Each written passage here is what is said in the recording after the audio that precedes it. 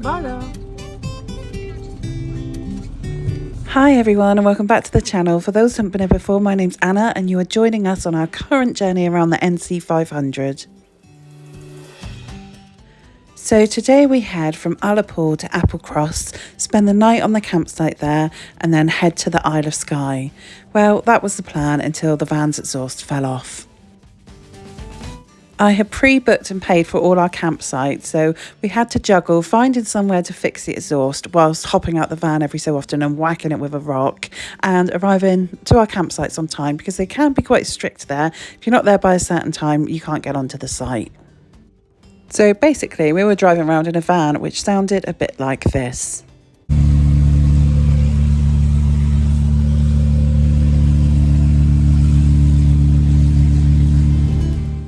It sounded much worse in real life, and we had to stop the van making that sound by doing this.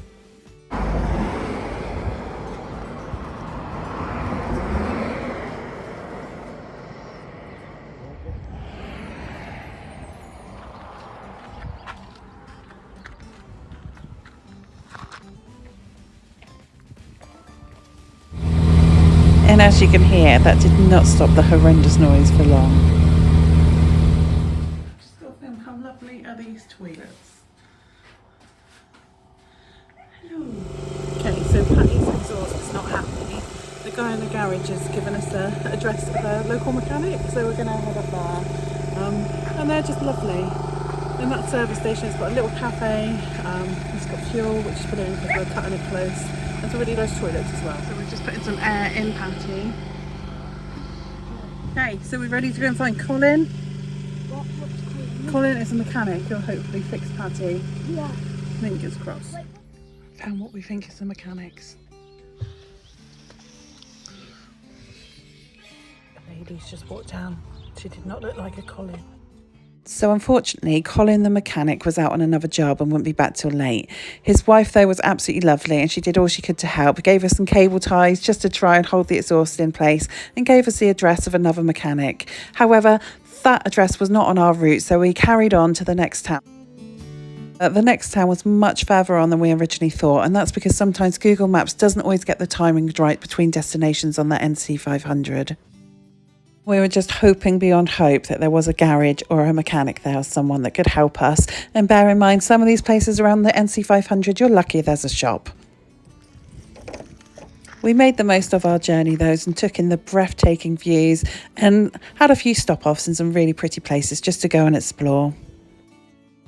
And it wasn't long before we found one of the NC500's most famous residents. The guidebook literally said, pull into the car park and he'll be there, and sure enough, he was. Everyone, meet Callum.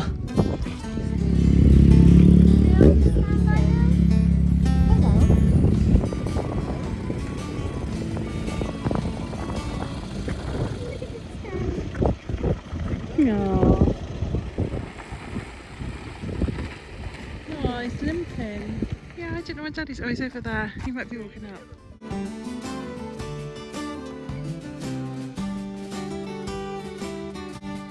We continued on our journey to Applecross. I knew from my research, which turned out to be quite poor, that the Pass of the Cattle, or the Bealach was around Applecross. The Bealach is one of the world's most dangerous roads. I think it's in the top 10. So I was driving this bit of road and just assumed it was the Bealach. And that was because, in fairness, it did have some really steep inclines and was a single track road, and it kind of looked like the Bealach.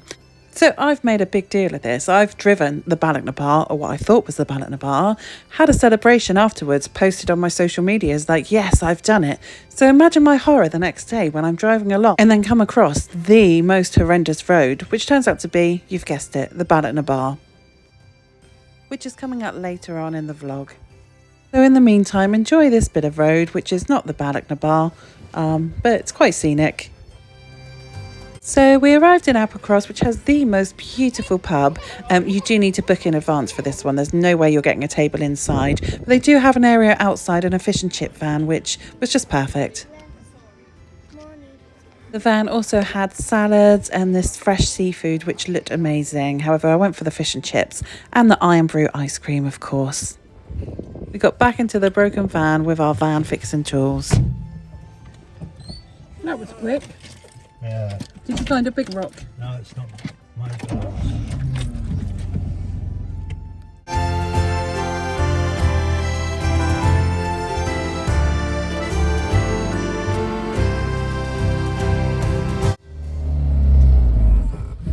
Are you in third? No. At this point, I was really regretting not going off route and going to the mechanic. You could give her a minute. You break her. The van was not happy.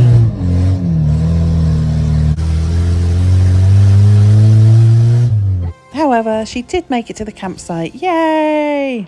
So this is Applecross campsite and our last stop on the NC500. It's going to burn your bum. Oh, jeez. I want to do teddy bear roll with mine.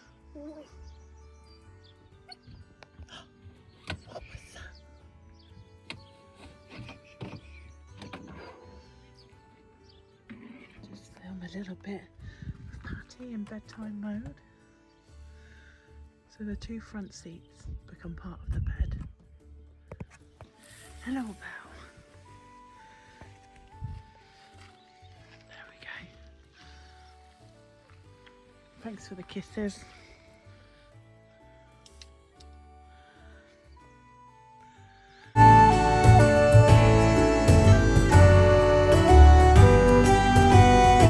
The next day started with breakfast bought on the campsite, which is my favourite sort of breakfast, and gathering our tools ready to get to the next town. The biggest rock. I fixed it, look. We're all out of rocks here, so we might have to move on. Look, I fixed it. Just when Warren using parts of the bed or parts of the table to fix the exhaust. No, look. Daddy's got his real tools out, the table post. Wait, if it stays on now, can I have... Patty did not sound good. So at this point I'm thinking, wow, this is quite a steep road with some quite sheer drops. It almost looks a bit like the Bealach, more so than the road that didn't look anything like the Bealach yesterday. So at this point I'm getting a bit worried because whatever this road is, the Bealach, it's not an easy one to drive. I've got no power steering. I'm driving a broken van, which is making a hell of a racket, and I'm not really sure what's going on or what damage is being done. And at this point, the driver's seat has also decided to brake, so it is literally just flying forwards and backwards. And there wasn't much I could do about it at this point, so I just went for it. So just take a look at this road. Look down there, Doc. That's the road we're going down.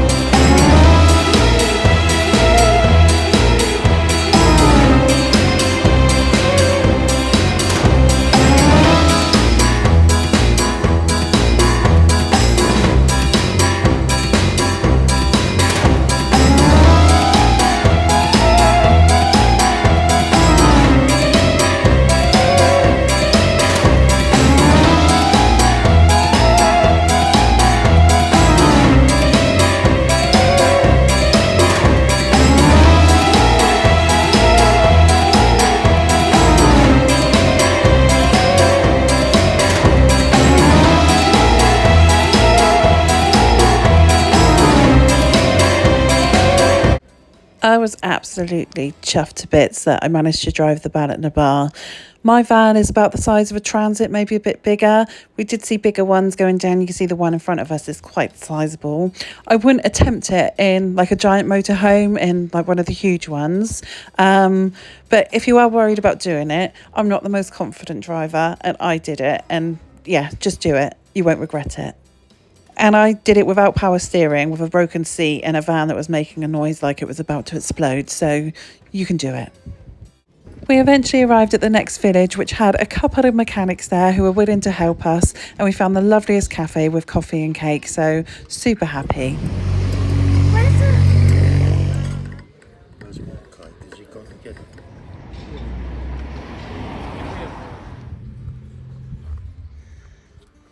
Okay, so you might be able to hear Patty in the background.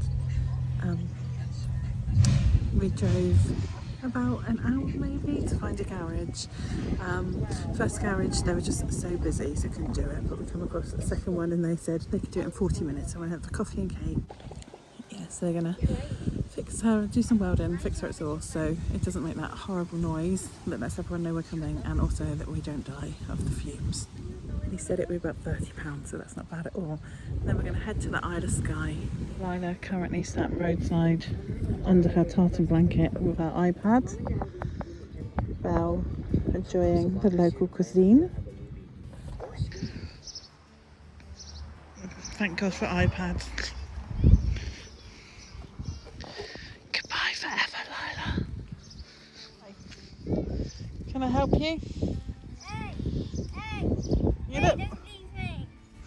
I was just stretching my legs.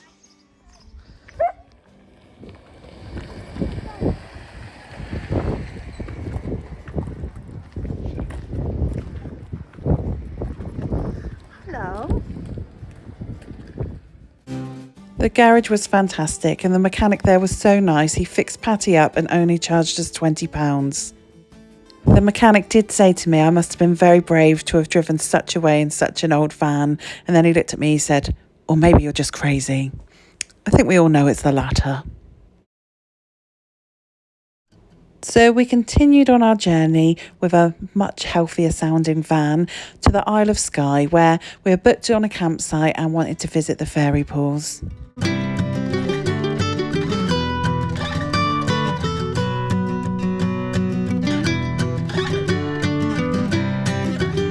The Isle of Skye was absolutely heaving with visitors. I can see why, it's such a beautiful place, but after the secludedness and relatively quietness of the NC500, we were really surprised by how busy it was.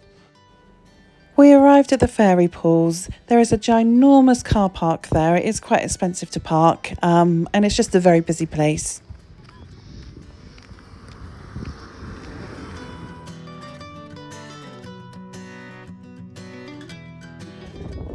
If you come here, walk down the path and not across the grassy bit, because you end up looking like Belle.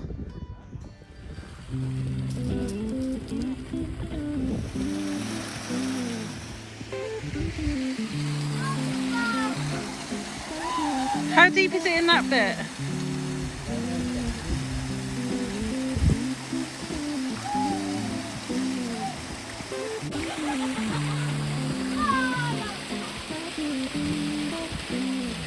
Hello.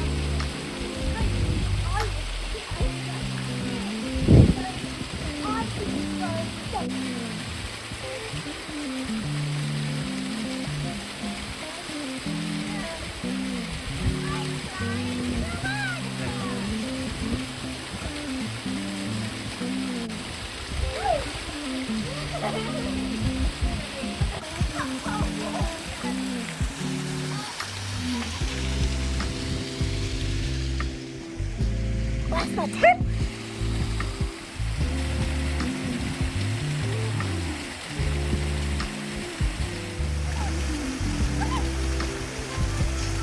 She doesn't trust you. She's like, you're going to make me go in that water.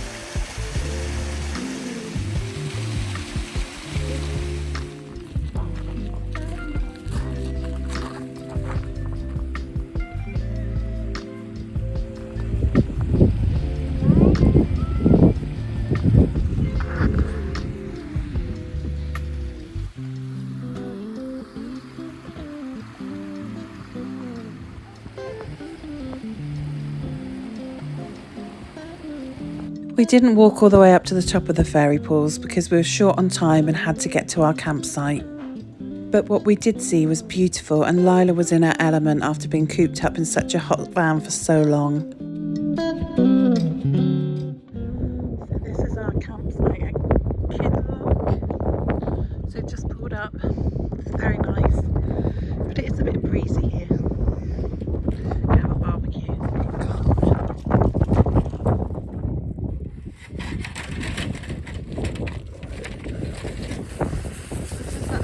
Barbecue I've ever seen. Oh my god.